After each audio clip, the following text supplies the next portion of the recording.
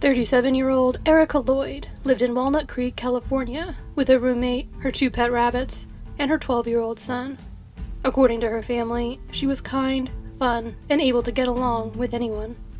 Like many people, Erica was struggling with the effects of the lockdown implemented in 2020. She worked as a hairstylist, and was therefore stressed from being unable to generate income. She was also struggling with the pressure of adequately homeschooling her son. In June of 2020, she therefore decided to go on a camping trip to Joshua Tree National Park, 7 hours away from her home. She hoped the time in the outdoors would help relieve some of the stress she had been feeling for the past 3 months. Erica left for her trip on Sunday, June 14th. Authorities would later be able to confirm that she entered the park and was seen there alone. However, 2 days later, on June 16th, Erica stopped communicating with her family. That same day, California Highway Patrol found Erica's black Honda Accord near the intersection of Shelton Road and Highway 62, near 29 Palms. The car was facing south, as though Erica had been driving back to the national park, which was not very far away. The car had been vandalized, with the front and back windshields, as well as the radio, smashed in. However, there were also signs that the disabled vehicle had been in an accident.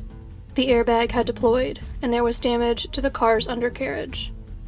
According to the owners of the towing company who came to tow the car away, the radiator and the AC condenser had been smashed backwards, as though the car had hit a large object.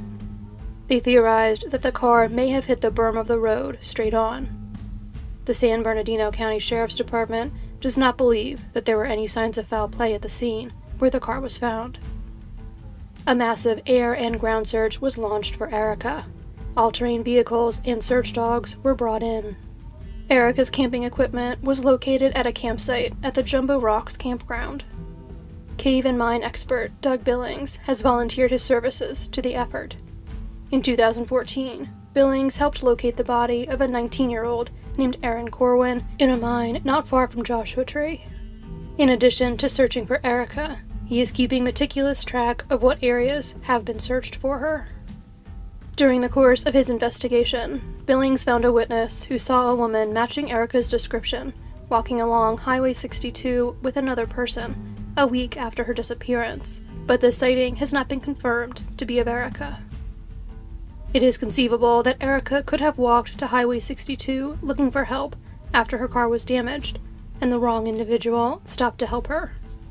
Her family is also concerned that she may have become disoriented or suffered memory loss after suffering the impact of the airbag deploying during the accident.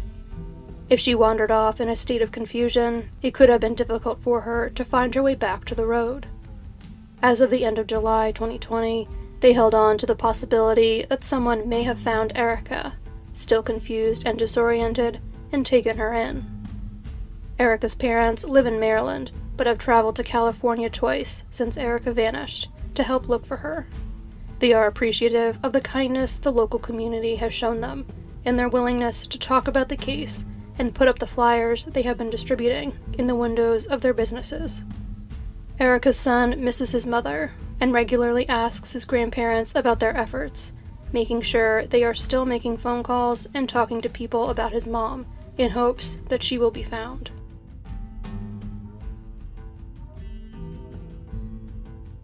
Detrick Foster could seemingly make friends with just about anyone he met. He was outgoing and compassionate, and therefore had a wide and diverse group of friends. He was quick to help out his family and friends, particularly when he could do so by cooking or baking for them. He was a joy to be around, and loved to make others laugh. He was a good listener, who was always there for people who needed to talk, but also a very clear communicator, who could easily express himself about the things he was passionate about.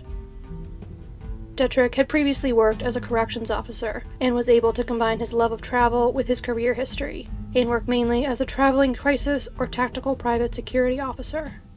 In 2020, he, like many people, was in between jobs because of virus-related shutdowns and travel restrictions.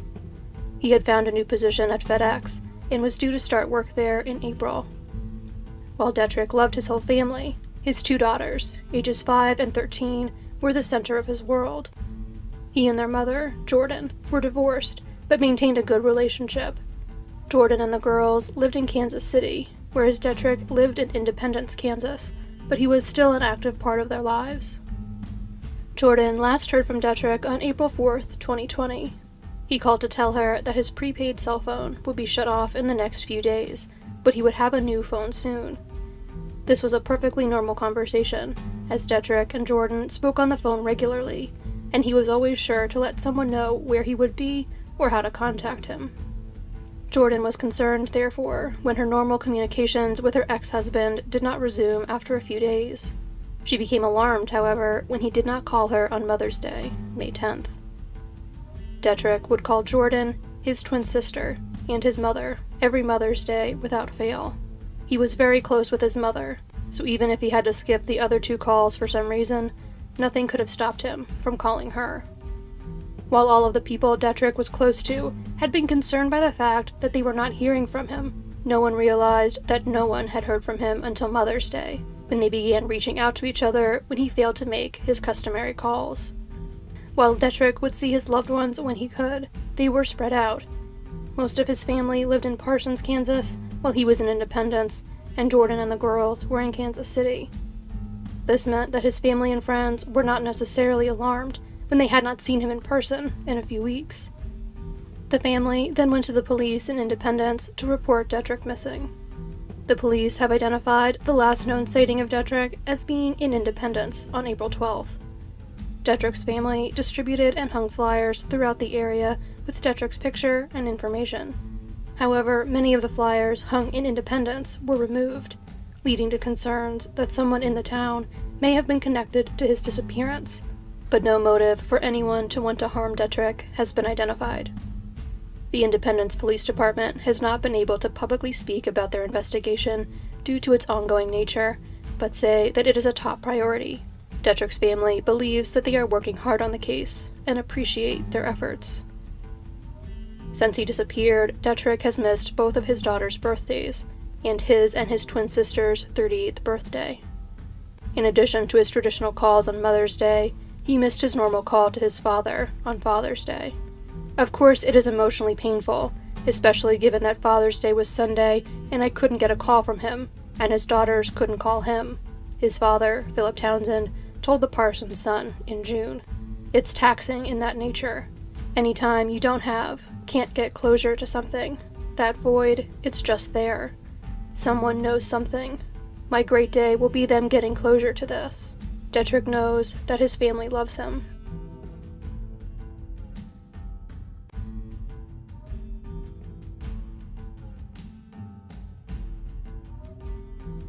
"29-year-old Lauren DeMolo lived in Cape Coral, Florida, where she shared an apartment with her boyfriend, Gabriel, on Coronado Parkway.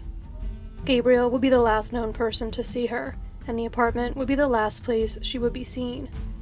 According to Gabriel, Lauren was still sleeping when he left for work shortly after 6 a.m. on Friday, June 19, 2020. When he returned home that evening, Lauren was not in the apartment, but her cell phone was. She would not normally leave home without it. Gabriel then called Lauren's father, Paul, in California, to tell him Lauren was not at home as expected. Paul was immediately concerned, and his worry increased throughout the weekend. On Sunday the 21st, Lauren did not call him for Father's Day, which was something she had previously never failed to do. Gabriel reported her missing that day, although her case was not assigned until Wednesday the 24th, due to a clerical error. When the formal investigation began, and police realized the circumstances of the case, Lauren was reclassified from a missing adult to a missing endangered adult. Lauren's family did not wait for police involvement to look for her.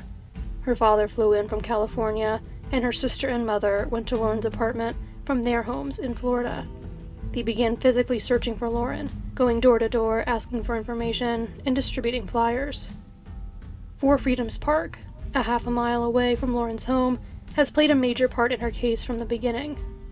Lauren visited the park regularly and liked to meditate there. On June 19th, the same day Lauren disappeared, someone found her purse, left at the park. On July 2nd, Lauren's boyfriend Gabriel and her sister Cassie were searching the park when they found a burgundy shirt in the sand near the water. They believe that the shirt belongs to Lauren, as it matches one Lauren regularly wore. The concerning aspect of this discovery is that the park had been searched multiple times since Lauren went missing. The shirt was taken into evidence by police. Lauren's family is adamant that she would not have voluntarily disappeared.